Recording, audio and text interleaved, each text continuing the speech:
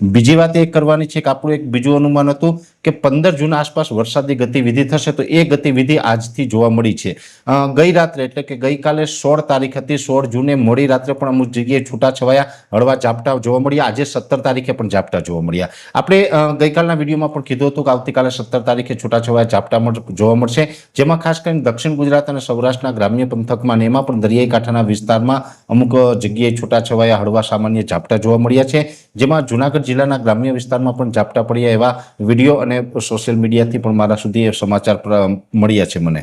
એટલે આ પ્રકાર જે ઝાપટા પડ્યા છે, આવતીકાલે 18 તારીખે પણ એ ઝાપટા પડવાની શક્યતાઓ છે.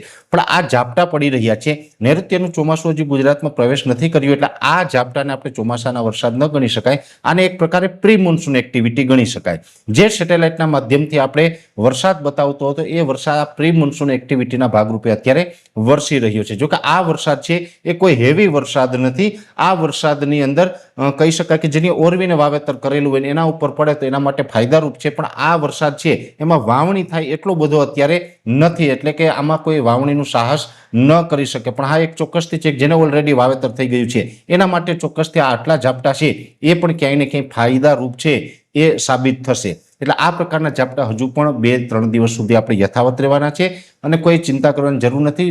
ઘણી વખત એવું બનતું હોય છે કે 15 જૂનની જગ્યાએ 5-10 દિવસ વાવણી લેટ થાય તો એ બહુ લેટ ના ગણાય. જો જૂન મહિનો આખો પૂરો થઈ જાય અને વાવણી ન થાય તો પછી એ લેટ ગણાય, પણ આ વર્ષે એટલું બધું લેટ થવાનું નથી. હવે ચોમાસું છે એ ટૂંક સમયની અંદર લગભગ આવતીકાલથી તેની મૂવમેન્ટ ચાલુ થઈ જશે અને 20 તારીખ સુધીમાં લગભગ ગુજરાતના ઘણા વિસ્તાર એવા હશે કે ત્યાં વાવણી લાયક વરસાદ પણ દસ્તક દેશે.